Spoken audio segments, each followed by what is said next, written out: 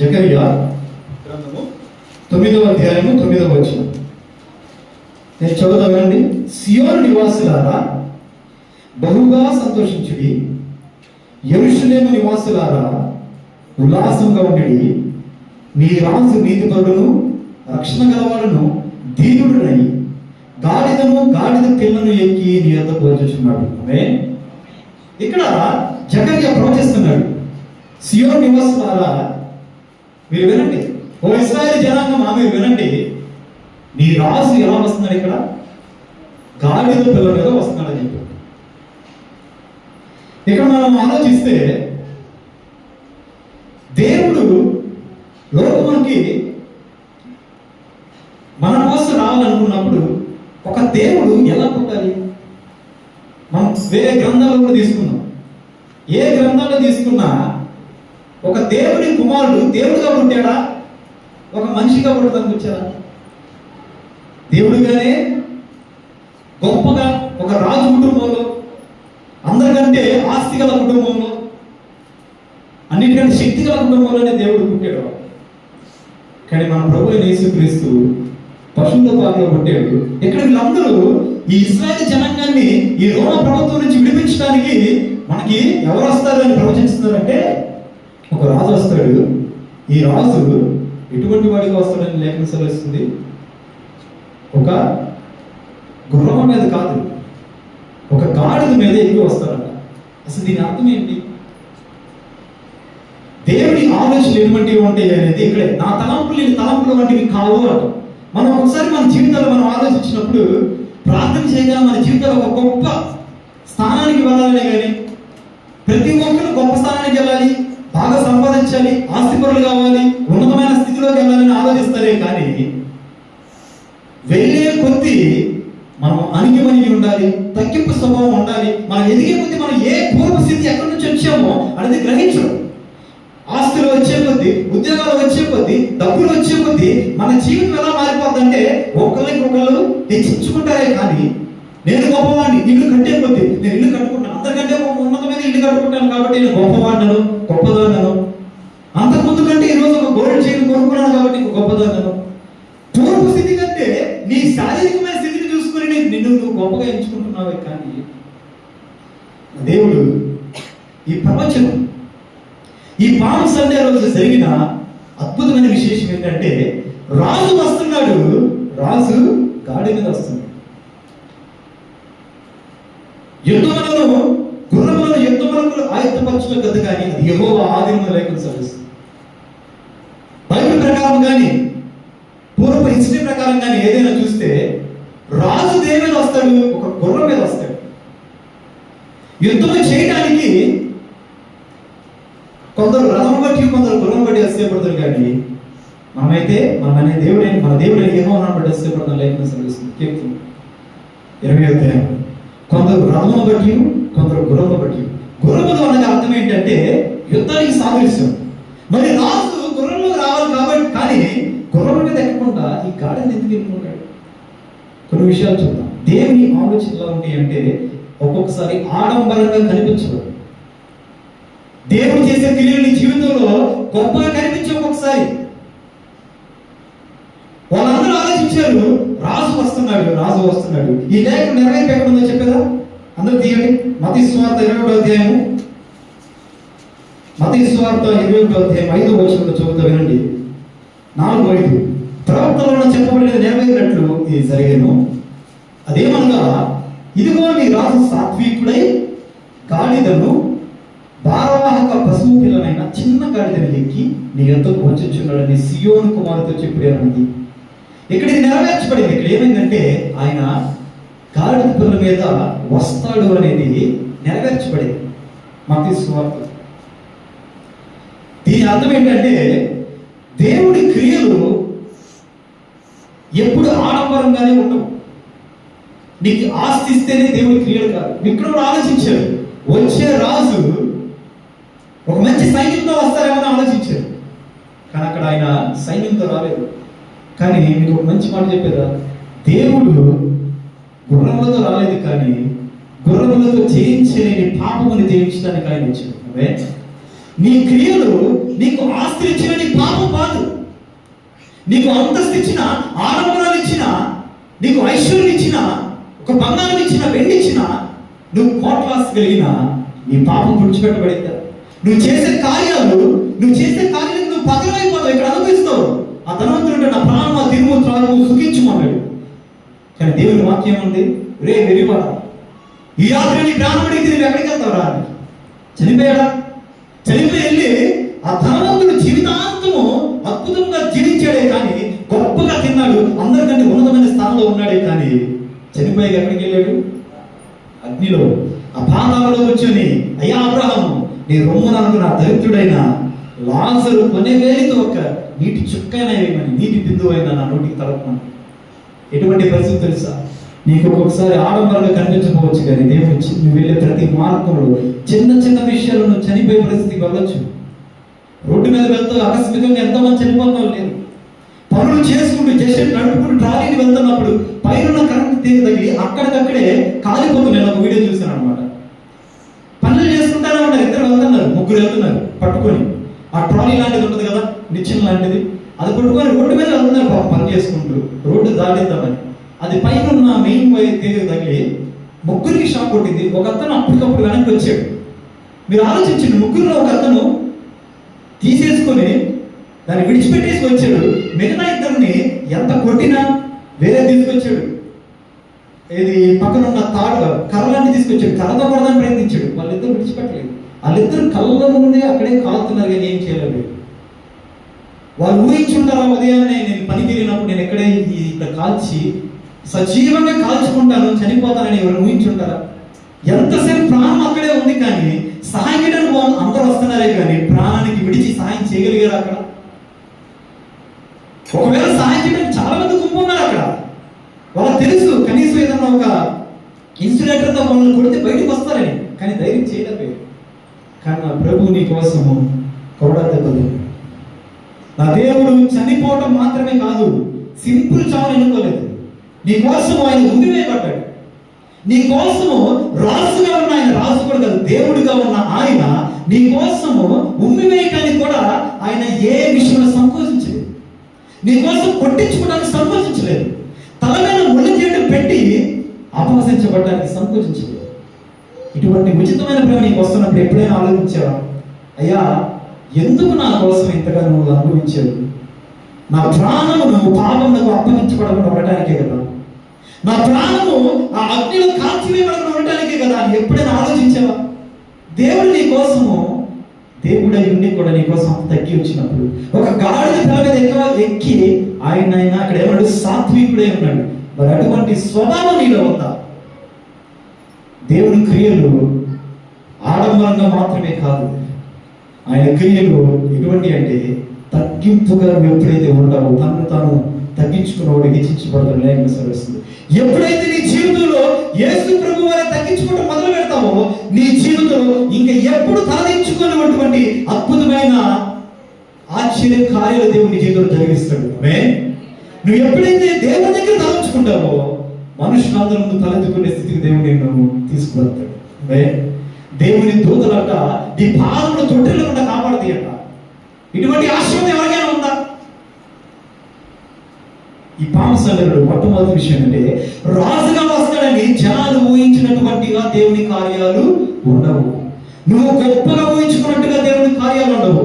కానీ దేవుడు చేసే కార్యము నువ్వు ఊహించిన దానికంటే చాలా గొప్ప విషయములు దేవుని జీవితాలు జరిగిస్తాడు. వీళ్ళు ఊహించలేదు, ఏదో ఎంతో చేసి జీవిస్తాడు, ఈ రోమ ప్రభుత్వం నుంచి జీవిస్తారను, మమ్మల్ని విడుదలిస్తారనుకున్నారు. కానీ ఆయన మీరు చేసిన ప్రతి పాపం నుంచి నేను విడుదలవ్వడానికి వస్తున్నానే అద్భుతమైన విషయాన్ని దేవుడు సిలువలో మనకు చూపించాడు. మనం ఊహించిన దానికంటే దేవుడి కార్యం గొప్పగా ఉంటుంది. కనిపించకపోవచ్చేమో, కానీ చివరికి ఆయన చేశాక నీ జీవితంలో జరిగాక నువ్వు ఆలోచిస్తావు, అమ్మో అయ్యా, ఆ రోజు నువ్వు రక్షించబడకపోయింది, నేను ఆ రోజు రక్షించబడకపోయి ఉంటే, ఆ రోజు నీ కార్యం చేయబడిపోయి ఉంటే, నువ్వు నా జీవితంలో ఆ రోజు ముందు నన్ను నడిపించిపోయి ఉంటే, ఈ రోజు ఈ పతమైన స్థితిలో ఉండేవాడు అనే స్థితి ఆ రోజు నువ్వు గ్రహిస్తావు దేవుని యొక్క కార్యాన్ని. అందుకనే మనం గ్రహించాల్సిన విషయం ఏంటంటే, మనం ఆలోచించినట్టు దేవుడు చేయడం కాదు, ఆయన చేయాలనుకునేటట్లు దేవుడిని జీవితం జరిగించాలని మనం ప్రార్థించాలి. అదే రెండో విషయం ఏంటో తెలుసా? యోహాను సువార్త 12వ అధ్యాయము దీనికంటే ముందుగా ఈ 21వ అధ్యాయంలోనే ఈ సన్నివేశం చెప్తాం. పామ్ సండే రోజు ఏం జరిగింది. తర్వాత యెరూషలేమునకు సమీపించి, మత్తయి సువార్త 21వ అధ్యాయం చదువుతున్నాం. 5 వచనాలు, ఈ మొదటి 5 వచనాలు అయితే మీ సమయం పరిస్థితి ఏంటో అర్థమైంది. తరువాత యెరూషలేమునకు సమీపించి ఒలీవ చెట్టు కొండ దగ్గర ఉన్న బెత్ఫాగేకు వచ్చినప్పుడు యేసు తన శిష్యులలో ఇద్దరిని చూచి, మీ ఎదురున్న గ్రామమునకు వెళ్ళగానే కట్టబడి ఉన్న ఒక గాడిదయు దానితోనున్న ఒక గాడిద పిల్లయు మీకు కనబడను. వాటిని విప్పి నా యుద్ధకు తోడుకుని రండి. ఎవడైనా మీతో ఏమైనా అడిగినట్లా అవి ప్రభు నాకు కావలసినవని చెప్పవాలి. వెంటనే అతడు వాటిని తోలిపెట్టుకుని చెప్పి వారిని పంపారు. తర్వాత ఈ ప్రవచనం జరిగింది. 6వ వచనం, శిష్యులు వెళ్ళి యేసు తమకు ఆజ్ఞాపించిన ప్రకారం చేసి ఆ గాడిదను దాని పిల్లలు తోడుకుని వచ్చి వాటి మీద తమ బట్టలు వేయగా ఆయన బట్టల మీద కూర్చుంది. జనసమూహంలోనూ అనేకులు తమ బట్టలు దారి పొడుగున పరిచయి, కొందరు చెట్ల కొమ్మలు నరికి దారి పొడుగున పరిచయి. జనసమూహములలో ఆయనను ముందుగా వెలుచున్న వారు వెనక వచ్చిన వారు, దావీదు కుమారునికి జయము, ప్రభువు పేర వచ్చుచున్న వాడు స్తుతింపబడును గాక, సర్వోన్నతమైన స్థలములలో జయమని కేకలు వేయించుంది. ఇక్కడ ఈ పరిస్థితి ఏమైందంటే, యేసు ప్రభువు తన శిష్యులతో చెప్తున్నాడు, ఒక ప్రదేశానికి వెళ్ళి అక్కడ ఒక గాడిద దాని పిల్ల ఉన్నది, దాన్ని తోలుకుని రండి, అడిగితే ఈ ప్రభువు పంపాడని చెప్పండి. అతను వెంటనే వాటిని తోడు పంపిస్తాడు. పంపించాక మీరు తీసుకొని రమ్మనగానే వాళ్ళు తీసుకొని వస్తారు. వచ్చాక గాడిద పిల్లలు తీసుకొచ్చాక వాటి మీద, గాడిద పిల్ల మీద వాళ్ళు అంగీ క్లాత్ వేసినప్పుడు దాని మీద, ఆ బట్టలు వేసినప్పుడు దాని మీద దేవుడు కూర్చొని ఆ గాడిద పిల్ల మీద వాహనంగా ఊరేగించారు. అప్పుడు వెళ్తున్నప్పుడు జనాలు ఏం చేశారంటే మట్టలు, ఆ మట్టలు ఏంటి అంటే పామ్స్, వాటిని ఏమంటారు, ఖర్జూర వృక్షాలని కింద పరిచారు. అలాగే వాళ్ళ బట్టలు కూడా పరిచారు. ఇది జరిగిన సన్నివేశం. దీంట్లో మొట్టమొదటి విషయం మనకు తెలిసింది ఏంటంటే, దేవుడు రాజుగా వస్తాడు, రాజుల కుటుంబంలో పుడతారు, వీళ్ళందరినీ మనం విడిపిస్తారు అని వాళ్ళు ఊహించారు. కానీ దానికంటే ప్రాముఖ్యమైన పాపం నుంచి విడిపించడానికి వచ్చాడు అనేది మొట్టమొదటి విషయం. దేవుడి ఆలోచనలు మనం ఊహించినటువంటివి కాదు, కానీ మనం ఊహించిన దానికంటే గొప్ప కార్యాలు ఆయన చేస్తాడు. రెండవ విషయం ఏంటంటే, ఇక్కడ ఏం జరిగిందంటే, యోహాను సువార్త 12లో 13-14. రెండవ విషయం ఏంటంటే, మొట్టమొదటిదేమో గాడిద మీద వచ్చాడు. రెండవ విషయం ఏంటంటే, అది కూడా ఏంటంటే యోహాను సువార్త 12వ అధ్యాయము 11వ వచనం చదువుతా వినండి. మరునాడు 12:11, మరునాడు ఆ పండుగకు వచ్చిన బహుజన సమూహము యేసు యెరూషలేమునకు వచ్చునని విని ఖర్జూరపు మంటలు పట్టుకొని ఆయన ఎదుర్కొనబోయి. ఇక్కడ అర్థం ఏంటంటే, ఖర్జూరపు మంటలు అనే అర్థం ఏంటంటే విక్టరీకి సాదృశ్యం, జయమునకు సాదృశ్యం. వీళ్ళు ఊహించిన జయం ఎటువంటిది? రాజులతో యుద్ధం చేయడానికి వస్తున్నాడు. కానీ ఆయన వచ్చింది ఎటువంటిది? సాత్వికుడే చదువుకున్నాం కదా, తగ్గింపు స్వభావం కలిగిన వాడు జయమును పొందుకోవడానికి అర్హుడు.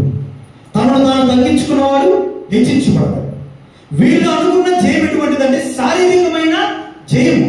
కానీ ఆయన ఇచ్చిన జయం ఎటువంటిదంటే ఆత్మస్థానమైన, నీ శరీరానికి మాత్రమే కాదు, నీ ఆత్మకు ఆయన జయం ఇస్తున్నాడు. నువ్వు చనిపోవలసి ఉండగా, నువ్వు చేసిన పాపమునకు నువ్వు అప్పగించబడవలసి ఉండగా, నువ్వు చేసిన పాపమునకు నువ్వు సాతానుకు అప్పగించబడవలసి ఉండగా, కానీ దేవుడు ఇచ్చే జయం ఎటువంటిదంటే ఆ పాపము, ఆ మరణం నుంచి విడుదల ఇచ్చి నీకు నిత్య జీవం ఇచ్చే జయం. ఇది రెండవ విషయం. మూడవ విషయం, మొదటిది ఏమిటి? ఆయన ప్రణాళికలు మన ప్రణాళికలు వంటివి కాదు, కానీ మనం ఊహించిన దానికంటే గొప్ప కార్యాలు ఆయన జీవితంలో చేస్తాడు. రెండవ విషయం ఏంటంటే, నువ్వు అనుకునే జయము అంటే, నాకు ఈ పలానా ఇల్లు వస్తే ఒక జయము, నాకు పలానా నా పిల్లలకి ఒక ఉన్నతమైన స్థానం, ఒక జాబ్ వస్తే జయము అని అనుకుంటాం. లేదా నా పిల్లలకి మంచి మంచి హస్బెండ్ ఇచ్చో, లేక మంచి భార్య ఇచ్చో, ఒక ఆస్తిగల ఇన్లాస్ ఏమంటాం, అదే అత్త మామలను, బాగా ఉన్నతమైన కుటుంబానికి నా పిల్లల్ని ఇస్తే నాకు జయం అనుకుంటాం. నాకు ఉద్యోగం వస్తే జయం అనుకుంటాం. ఒక ఇల్లు కట్టుకుంటే జయం అనుకుంటావు, కానీ ఈ శారీరకమైన జయం కాదు దేవుడు ఇచ్చింది. నీ ఆత్మ ఎప్పుడైతే ఎదిగే కొలది ఒదిగి ఉంటావో అప్పుడే నువ్వు జయం పొందుకోవడానికి అర్హుడు. అవే నీకు తెలియకుండానే నీ ఆత్మకు జయం కలుగుతూ ఉంటుంది. నువ్వు ఒక ఇల్లు కట్టగానే అయ్యా ఇది నిమిచిందే, యెహోవా ఆశీర్వాదం ఐశ్వర్యించింది, కానీ నరుడు కష్టం చేత ఆశీర్వాదం ఎక్కువ కాదు, ఇది నువ్వు ఇస్తున్నదే దేవుడికి ఎప్పుడైతే ఘనపరుస్తావో అప్పుడే నువ్వు జయం పొందుతున్నట్టు. దేవుడి జయం ఎటువంటిదంటే నీ ఆత్మకు జయం కలిగి. ఎందుకో తెలుసా? నువ్వు పరిస్థితులు బట్టి జీవితంలో ఆలోచించావు అనుకో, నువ్వేం చేస్తావంటే నిన్నుగా హెచ్చించుకొని నువ్వు చుట్టూ ఉన్న వాళ్ళందరూ తగ్గింపు చేస్తావు. భార్యగా ఉంటావు, నువ్వు చెప్పేది అది భర్తతో ఒకవేళ వర్కింగ్ ఉమెన్ ఉంటే మీరు చెప్పేది నేను కూడా పని చేస్తాను కదా, నేను ఉద్యోగం చేస్తాను కదా. ఇప్పుడు ఎంతమంది అంతకు ముందున్న దాన్ని బట్టి మిలీనియర్స్ అంటారు కదా, 90s లో పుట్టిన వాళ్ళు చిన్న చిన్న దానికి కూడా విడాకులు తీసుకుంటున్నారు. ఎంతమంది లేదు? అలా ఆకర్షణలు అవుతున్నారు, అలా పెళ్లి చేసుకుంటున్నారు, అలా వెంటనే విడాకులు అనేది కామన్ అయిపోయింది. ఎంతసేపు భరించడం తీసేసుకుంటున్నారు. ఇప్పుడు ప్రతిదీ చిన్న చిన్నదానికి రీజన్స్ ఏమైనా ఉన్నాయా? ఏమి లేవు. కొంతమంది నేను పని చేస్తాను కదా, నేను పని చేస్తున్నప్పుడు నువ్వు చెప్పే మాట నేను లేదండి, నీకు నచ్చినప్పుడు ఉండు, నాకు నచ్చినట్టు నేను ఉంటాను. ఎంతమంది ఈ లోకం అనే పాపంలోకి వెళ్ళిపోతూ దేవుడు ముందు ఆయన సన్నిధిలోకి వచ్చి పెళ్లి చేసుకునేటప్పుడు నిబంధన చేసుకుంటున్నారు. అంటే దేవుడు నీకు సాక్షి అనే విషయం మర్చిపోతాం. దేవుడి ముందు సాక్ష్యం కలుగుతున్నావు, జనాలందరి ముందు సాక్ష్యం కలుగుతున్నావు. నేనేమిటో జీవితాంతం నేను ప్రేమగా చూసుకుంటాను, జీవితాంతం కలిసి ఉంటానని నువ్వు ప్రమాణం చేస్తావు. ఈయన తప్ప వేరే మగాన్ని నేను చూడని ప్రమాణం చేస్తాను.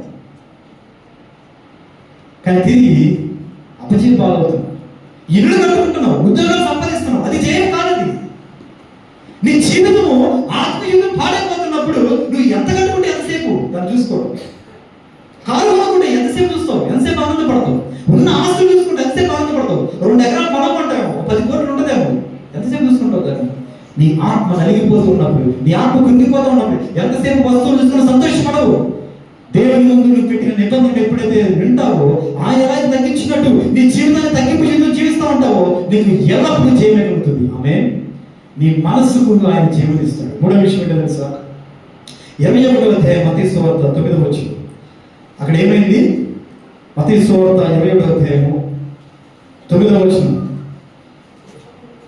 మత్తయి సువార్త 21వ అధ్యాయము 9వ వచనంలో చూస్తే, జనసమూహంలో ఆయనకు ముందుగా వెలుచున్న వారు వెనక వచ్చుచున్న వారు దావీదు కుమారునికి జయము. ఆ జయం కింద ఫుట్నోట్ ఏముంది?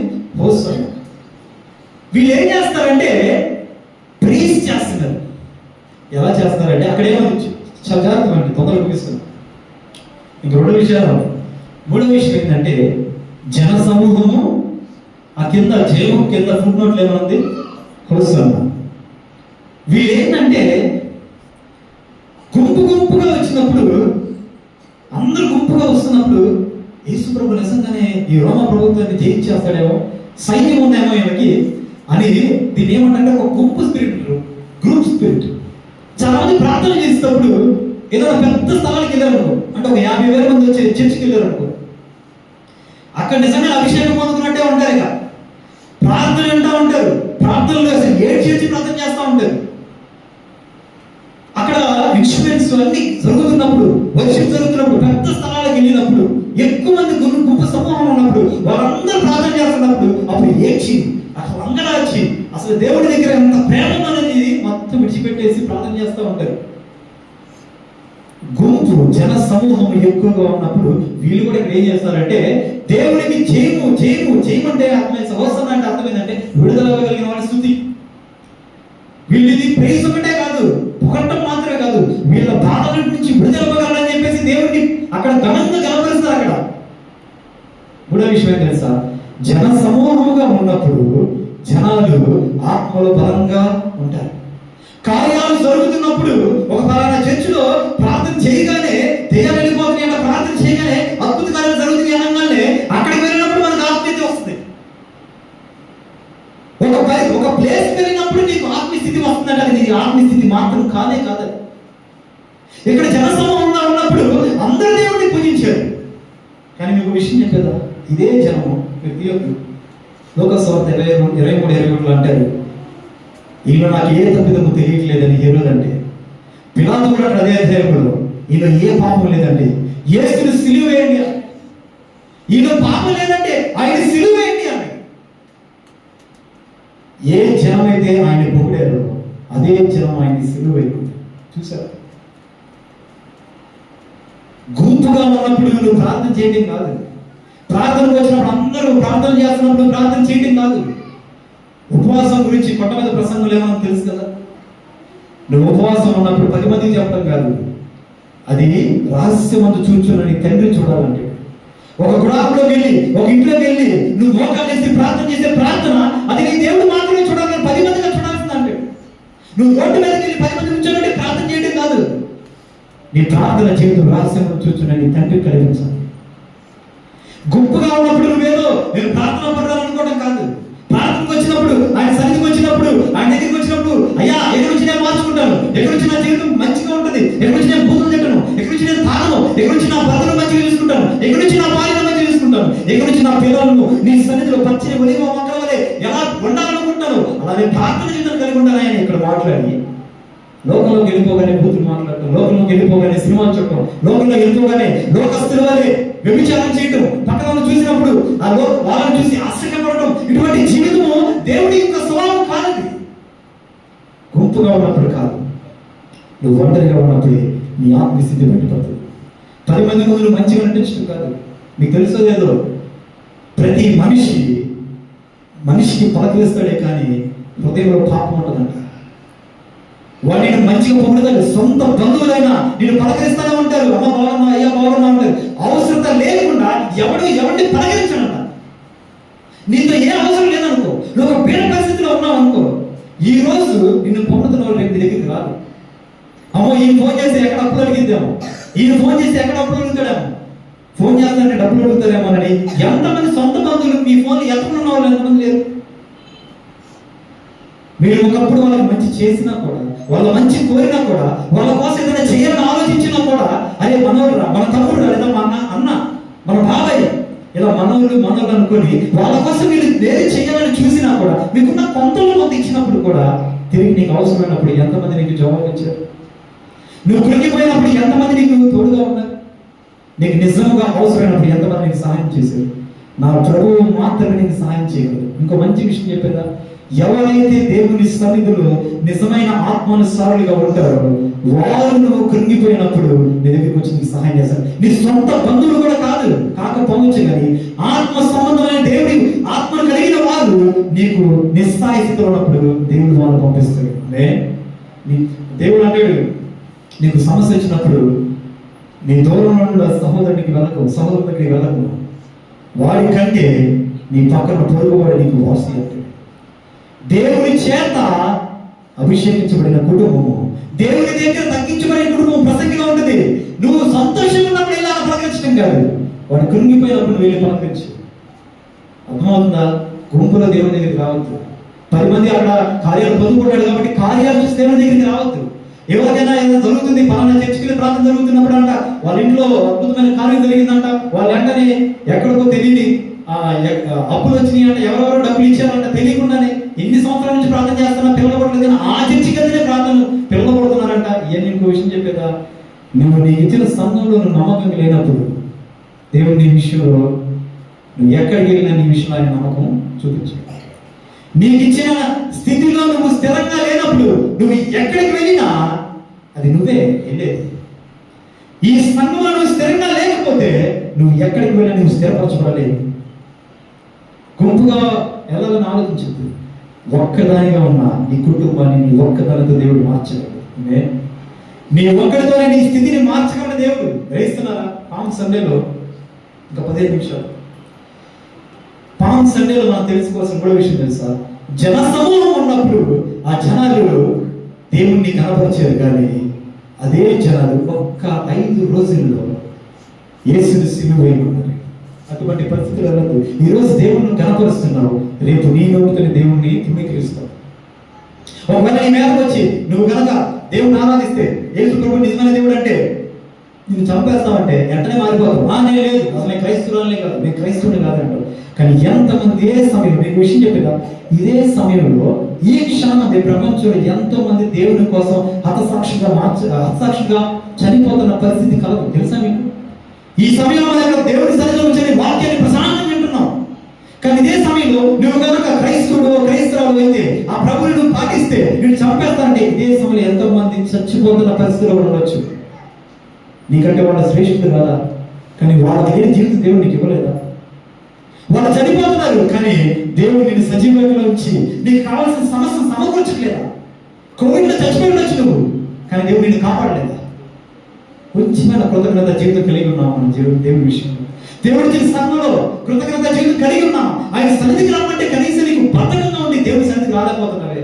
దేవుడి నీ విషయంలో నిర్లక్ష్యంగా ఉంటే ఏమైపోతావు ఆలోచించావు. 4వ విషయం ఏంటో తెలుసా? 21:2 మత్తయి సువార్త 21:2 మీ ఎదుటనున్న గ్రామమునకు వెళ్ళగానే కనబడి ఒక గాడిదను దానితో ఉన్న ఒక గాడిద పిల్లను తీసుకున్నాడు. మీకు విషయం చెప్పదా? దేవుడు గాడిద మీద కాదు ఎక్కింది, గాడిద పిల్లలు. అద్భుతమైన విషయాలు వినండి. 4వ విషయం, గాడిద పిల్లల మీద ఎక్కాడు. దాని గురించి ఏమో రాయబడిందంటే ఇంతకు ముందు ఎప్పుడు ఎవరు ఎక్కనటువంటి అని రాయబడి. సమయం దగ్గర చెప్తాను జాగ్రత్తగా. యేసు ప్రభు ఈ గాడిద విషయంలో తగ్గింపు స్వభావం ఒకటే పక్కన పెడితే దేవుడు ఈ గాడిద పిల్లని ఎన్నుకున్నాడు. మీకు విషయం చెప్పేదా? ఎవరు ఎక్కనటువంటి గాడిద పిల్ల అంటే ఫస్ట్ టైం ఎక్కుతున్నారంటే అది ఎక్కగానే ఎక్కి చేసుకుంటారా? జాగ్రత్త వినండి. గాడిద పిల్ల ఇంతవరకు ఎవరు ఎక్కలేదు, అంటే అన్ట్రైన్డ్ అన్నమాట. ఎప్పుడు దాని మీద ఒక లెక్కుతారని తెలియదు. అటువంటి గాడిద పిల్లని తీసుకొచ్చి దాని మీద గుడ్డేసి ఒక మనిషి కూర్చోబెట్టుకుంటే ఎక్కించుకునిద్దా? కానీ లేఖలో చూసారా, అది ఎక్కడ మొరాయించినట్టు కానీ ఎక్కడ అది ఎదిరించినట్టు కానీ లేదు. దేవుడు ఒక గాడిద పిల్లని ఎన్నుకున్నాడు. ఆయన రాజుగా స్వారీ చేయడానికి, ఆ రాజుగా స్వారీ చేయడానికి దేవుడు గాడిద పిల్లను ఒక స్వార్థగా వాడుకున్నాడు. ఎటువంటిదంటే ఒక హార్స్ని, ఒక గుర్రాన్ని ఎన్నుకోవచ్చు, కానీ గాడిదని ఎన్నుకోవడానికి గల కారణం ఏంటంటే దేవుడి రాజ్యం యుద్ధంతో కూడినది కాదు కానీ దేవుడి రాజ్యము సాత్వికమైనది. దేవుడి రాజ్యము పీస్, సమాధానంతో కూడుకున్నది. నీ కుటుంబంలో యుద్ధంతో గొడవలాడుతూ నీకు చేరు దేవుడు ఎవడు? నీ కుటుంబంలో నెమ్మదిని సమాధానం ఇచ్చి నీ కుటుంబానికి దేవుడు జీవనిస్తాడు. సంతోషంగా ఉంచి దేవుడు జీవనిస్తాడే కానీ దేవుడు గొడవలతోనూ నీ ఫలముతో దేవుడు నీకు యుద్ధాన్ని ఇవ్వడు, జీవనివ్వడు. ఇంకో విషయం చెప్పేదా, దేవుడు ఈ గాడిదలను ఎన్నుకోవడానికి మీరు వెళ్ళి ఒక మార్కెట్కి వెళ్ళి తీసుకొని రమ్మని చెప్పాలి. మీరు వెళ్ళి మార్కెట్కి వెళ్ళి ఏదైనా ఒక గాడిద పిల్లని తెమ్మని చెప్పాల. ఆయన అక్కడ ఏమని రాసి చూసారా? ఆయన ఆ గాడిద పిల్ల ఎక్కడుందో ఆ స్థలం చెప్పాడు. ఆ స్థలం దగ్గరికి వెళ్ళి అక్కడికి వెళ్ళి ఎవరైతే ఉన్నారో యజమానుడు, ఆ యజమానుడికి చెప్పమన్నాడు నీ ప్రభువుకు అవసరమని. ఆయన ముందుగానే ఆ గాడిద పిల్లని ఏర్పరచుకున్నాడు. అంటే ఆయన సువార్తను చెప్పడానికి, ఆయన స్వారీ చేయడానికి, ఆయన రాజుగా గణపరచబడటానికి ఆ గాడిద పిల్లను ముందుగానే ఎన్నుకున్నాడు ఆయన. ఈవెన్ ఇట్ ఈస్ అన్ట్రైన్డ్, దానికి సామర్థ్యత లేకపోవచ్చు, దానికి తలాంతులు లేకపోవచ్చు, దానికి స్తోమత లేకపోవచ్చు, దానికి శక్తి చాలకపోవచ్చు, దానికి బలం చాలకపోవచ్చు. దేవుడు నీ విషయంలో కూడా, నీ విషయంలో దేవుడు గణపరచబడాలని కోరుకుంటాడు. నువ్వు భిన్నంగా ఉన్నప్పుడే దేవుడిని ఏర్పరచుకున్నాడు. నీ విషయంలో నా కుమారుడు జ్ఞానాన్ని సంపాదించు, నిన్ను బట్టి నేను వత్సయిస్తానన్నాడు.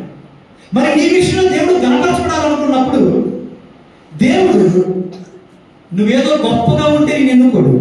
నువ్వు ఆ గాడిద పిల్లగా ఉన్నా కూడా, even if you are untrained, నువ్వు ట్రైనింగ్ లేదు, నీ స్కిల్స్ సరిపోవచ్చు, ఒక ఉద్యోగానికి వెళ్ళడానికి, ఒక సంసార జీవితాన్ని నడిపించడానికి నీకు జ్ఞానం లేకపోవచ్చు, నీ శక్తి లేకపోవచ్చు, నీ బలం లేకపోవచ్చు, నువ్వు ఆస్తిలో అందరికంటే నీ కుటుంబంలో తక్కువైన వాడిగా ఉండొచ్చు, నీ బంధువులందరిలో ఏమి లేని వాడిగా ఉండొచ్చు, ఒకవేళ వికలాంగుడు కూడా ఉండొచ్చేమో. కానీ నా దేవుడు ఎన్నుకుంటాడు. ఎట్లా తెలుసా?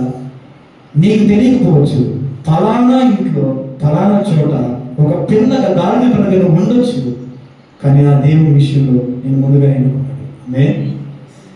నిన్ను తృణీకరించవచ్చు. సవారీ చేయడానికి బాగా అన్నిటికంటే బలమైన గాడిద తీసుకెళ్ళాం అనుకోవచ్చు జనాలు, కానీ నా దేవుడు నేను చేతకానే వాడయ్యా, నా వల్ల కాదు అనుకున్నా. ఒక గాడిదలో మారుమూల ప్రదేశంలో నేను ఒంటరిగా ఉన్నాను అనుకున్నా. నాకు ట్రైనింగ్ లేదు, నాకు పాలు లేదు, ఎలా వెళ్ళాలో తెలియదు. నేను జీవించడానికి నా జీవితం సరిపోదని నువ్వు ఆలోచించు. ఈ ఉద్యోగాన్ని కానీ ఈ పరిస్థితిని ఎదుర్కోవడానికి, నాకున్న సమస్యలు ఎదుర్కోవడానికి నా బలం సరిపోదని అనుకోవచ్చేమో, కానీ నా దేవుడి ప్రణాళిక ముందుగానే ఉంది. అవే గాడిద పిల్లని ఎన్నుకోవడానికి కారణం ఏంటంటే, even though if you are unskilled, untrained, if God chooses, దేవుడు కనుక నేను ఎన్నుకుంటే, నీ దగ్గర ఏ సామర్థ్యం లేకపోయినా దేవుడు స్వాధీనం చేయడానికి నువ్వు వరకు వీలుకోవాలి. అంటే నాలుగో విషయం, ఆయన నిన్ను ఇక్కడికి తీసుకొచ్చాడంటే, నువ్వు ఏ ప్రదేశంలో ఏ ఊరిలో ఎక్కడున్నావో నువ్వు పుట్టినప్పుడు దేవుడు నేను ఎన్నుకున్నాడు. ఆలోచించింది, దేవుడు కనుక నేను ఎన్నుకుంటే ఈ లోక సమానమైన సమస్యలకు భయపడతావా? దేవుడు కనుక నేను ఎన్నుకుంటే, ఆయన కుమార్తె నేను ఎన్నుకుంటే నీ పరిస్థితుల్లో నువ్వు భయపడుతూ జీవిస్తావా? నీకు వచ్చే సమస్యలను తీసి వేయలేరా? నీకు వచ్చిన పరిస్థితుల్ని నుంచి నీకున్న ప్రతి బంధం నుంచి దేవుడు విడుదల ఇవ్వలేడా? ఎందుకంటే ఆయన నిన్ను ముందుగానే ఎన్నుకున్నాడు కదా. ఒకవేళ నువ్వు ఇంకా అటువంటిగా ఆలోచిస్తున్నావంటే నువ్వు దేవుని యొక్క సామర్థ్యం నువ్వు తక్కువ అంచనా వేస్తానంటే ఆలోచించండి. నువ్వు గాడిదగా ఉండి మూల ప్రదేశాల ప్రాంతంలో ఉండొచ్చామో, కానీ నా దేవుడు నేను ఎన్నుకున్నాడు. రోజు జ్ఞాపకం చేసుకోండి, నా దేవుడు నన్ను ఎన్నుకున్నాడు. నేను చేతకాని వాడిగా ఉండొచ్చు, చేతకాని దానిగా ఉండొచ్చు, కానీ దేవుడు నన్ను ఎన్నుకున్నాడు. దేవుడు నన్ను ఎన్నుకున్నప్పుడు దేవుడు విడిచిపెట్టడు. ఆయన శిష్యులను పంపి ఆ మూల ప్రదేశంలో ఉన్న నా యజమానితో మాట్లాడి నన్ను విడిపించుకుని దేవుడు తీసుకెళ్తాడు. ఆమె నీ ప్రతి బంధకం నుంచి దేవుడు విడిపించి, నువ్వు ఎటువంటి పరిస్థితిలో ఉండి ఆ యజమాని దగ్గర బంధకంగా ఉండొచ్చు. గాడిదలో నీకున్న ఈ వ్యసనాలతో నీ కుటుంబం బంధకంలో ఉండొచ్చు, నీకున్న సమస్యలతో, ఒకవేళ నీకున్న అప్పులతో నువ్వు బంధకంలో ఉండొచ్చేమో, కానీ నా దేవుడు నిన్ను ఎన్నుకుంటే ఆ బంధకం నుంచి ఆయన అంటాడు, నీ సమస్యలతో అంటాడు, నీ ప్రభువు పంపించాడు విడుదల పొందుకోమంటాడు. నీకున్న ప్రతి అంధకార శక్తి, నీ కుటుంబంలో పనిచేస్తున్న ప్రతి అంధకార శక్తి దేవుడు అంటాడు, నీ ప్రభువు పంపించాడు ఈ అంధకార శక్తి నుంచి నీకు విడుదల అంటాడు. ప్రతి బంధం నుంచి దేవుడు విడుదల ఇవ్వగలడు. ఐదో విషయం ఏంటో తెలుసా? 21:8 ఏం చేశారు తెలుసా? జనసమూహం అనేకులు తమ బట్టలు దారి పొడుగున పరిచి, కొందరు చెట్లు కొమ్మడానికి దారి పొడుగు పరిచి. ఇంకో విషయం తెలుసా? ఇది ఐదో విషయం. వాళ్ళు ఈ 5 విషయాలు చెప్పి నేను ముగిస్తాను. ఏంటంటే, వాళ్ళు ఏం చేశారంటే వాళ్ళ బట్టలు పరిచారు. దీనికి అర్థం ఏంటంటే, రాజు వస్తున్నప్పుడు మన కింద రెడ్ కార్పెట్ వేయాలి. మామూలుగా కార్పెట్ వేయడానికి వాళ్ళ దగ్గర లేదు. వాళ్ళు ఏం చేస్తారంటే, ఇప్పుడు ఏదైనా చూడండి, ఏదైనా పెద్ద పెద్ద ఈవెంట్స్ జరుగుతున్నప్పుడు చీఫ్ గెస్ట్ వస్తున్నప్పుడు రెడ్ కార్పెట్ వేస్తారు. ఎందుకు? It shows hour submission. అంటే వాళ్ళు వస్తున్నారు, మీరు హానరబుల్ చీఫ్స్, అంటే మీరు గొప్పవాళ్ళు, మీరు మాలాగా రాకుండా మీరు స్పెషల్గా మీకు ఎంట్రన్స్ ఇస్తున్నామని చెప్పేసి ఒక రెడ్ కార్పెట్ వేస్తున్నాం. అంటే మనల్ని మనం తగ్గించుకొని వాళ్ళని మనం హెచ్చిస్తున్నట్టు అర్థం. అలానే ఇక్కడ కూడా వీళ్ళు ఏం చేస్తారంటే వాళ్ళ బట్టలు అక్కడ వేస్తారంటే వాళ్ళ సమస్యను వాళ్ళు అక్కడ ఆయన కాలు ముందు పెడతారు. కానీ మీకు ఒక విషయం చెప్పేదా, దేవుడు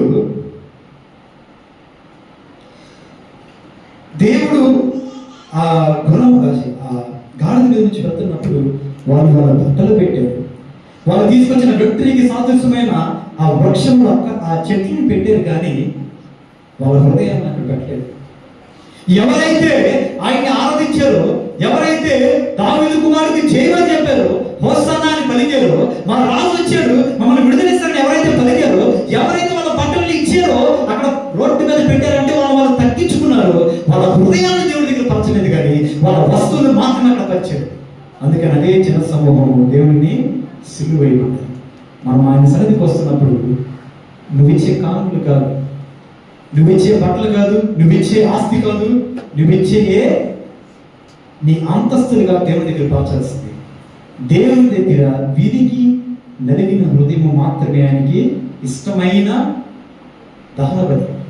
నీ హృదయం దేవుని దగ్గర ఎప్పుడైతే పలుస్తావో అప్పుడే నిజమైన దేవుడిచ్చే ఆ రక్షణకు నువ్వు పాత్రుడు. ఇంకో విషయం చెప్పేదా, కొద్దిలో కూడా ఉంటుంది. ఇది జరుగుతున్నప్పుడంట దేవుడు వాళ్ళందరూ దేవుణ్ణి ఆరాధిస్తున్నారు కదా, దావీదు కుమారుడికి జయము, దావీదు కుమారుడికి జయం అంటున్నారు కదా. కానీ యేసు ప్రభువు ఏం చేస్తారో తెలుసా? ఆయన ఏడుస్తున్నాడు.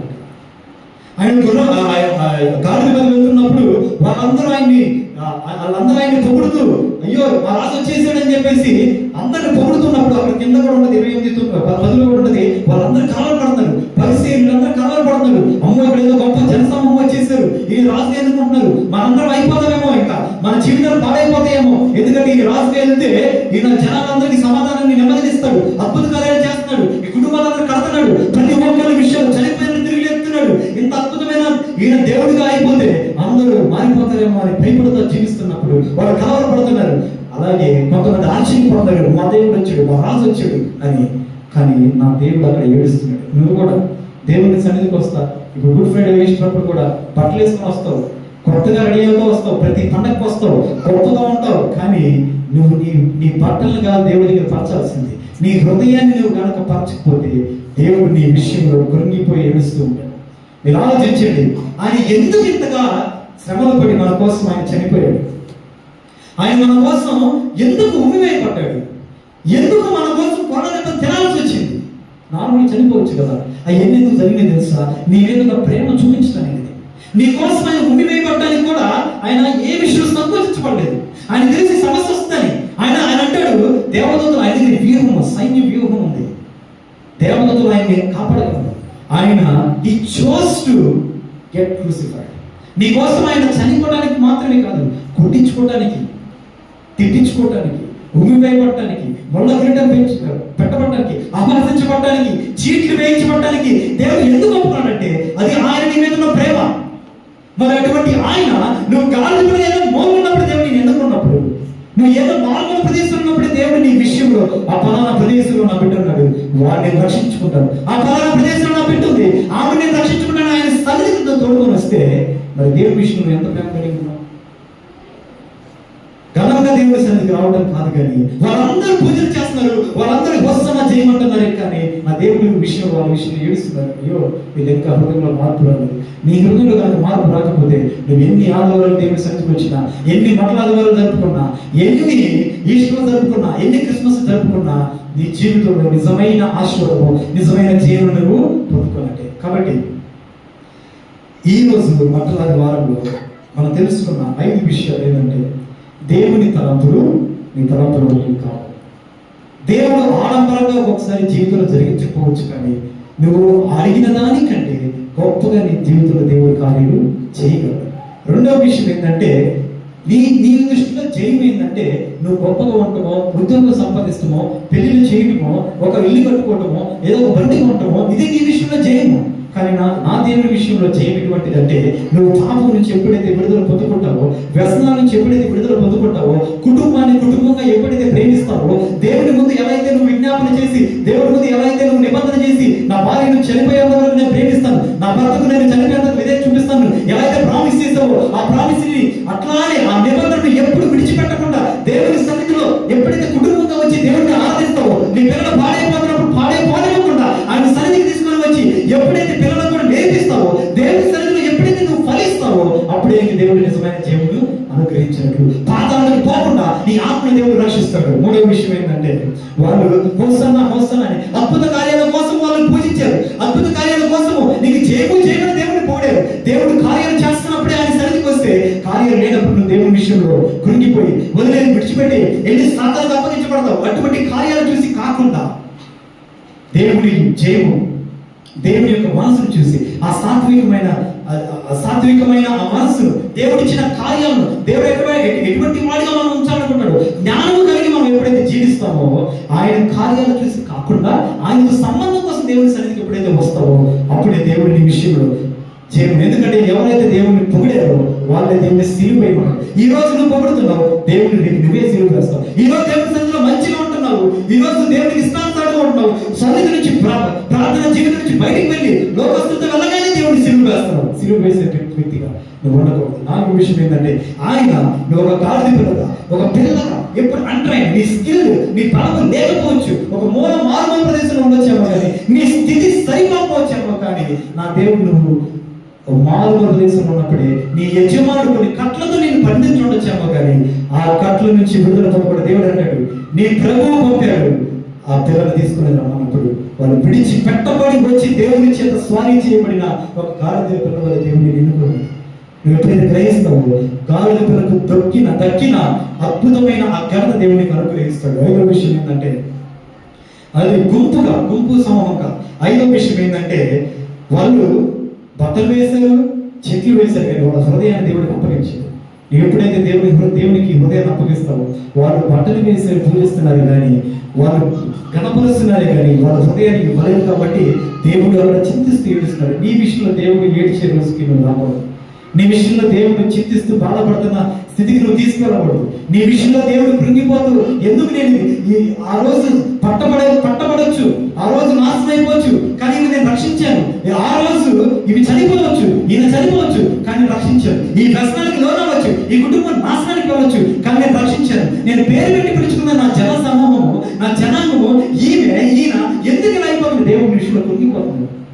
ఎప్పుడైతే అది ఆలోచిస్తావు, గ్రహిస్తావు, దేవుడికి నిజమైన రక్షణను దేవుడు అనుగ్రహిస్తాడు. అందరూ తల వంచి ప్రారంభిస్తున్నాం.